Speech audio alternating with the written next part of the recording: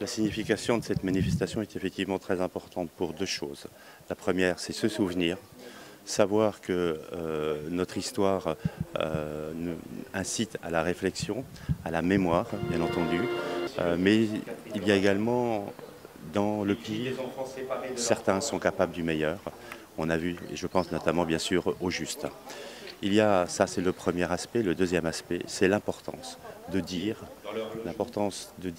notamment pour transmettre à la jeunesse qui aujourd'hui, de moins en moins, a appris quelque part, c'est ce qui s'est passé.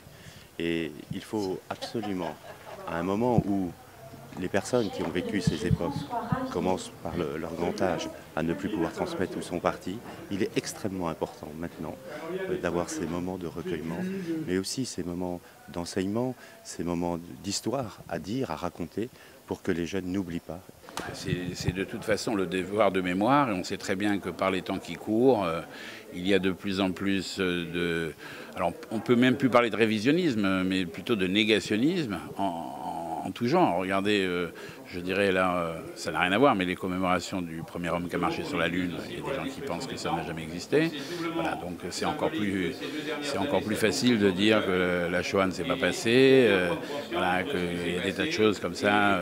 Et donc, comme je l'ai dit tout à l'heure, le fait que ça soit aussi un jour de commémoration de la destruction du temple juif en 68-70 de notre ère, c'est très symbolique et il faut se battre pour que justement la mémoire reste.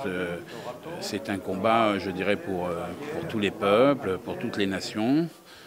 En Corse, on sait ce que ça veut dire, hein, je veux dire, de se battre aussi pour sa culture, pour sa langue, et pour la mémoire des événements historiques, quels qu'ils soient, quoi, voilà. Donc, Un seul a été envoyé en Allemagne, mais parce qu'il y avait une erreur et ils l'ont envoyé, bon, c'était un Allemand, je crois, ou un Tchèque, je ne sais plus quel nom il y avait.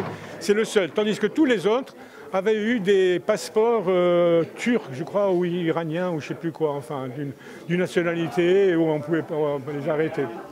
Alors par contre, il y a eu Ascq. Alors l'ancien, d'ailleurs il y a Madame Nigno, il est là, c'est la femme de l'ancien président qui est plus là. Il a été déporté à Ascq. Alors je suis monté à Ascq avec l'ancien président.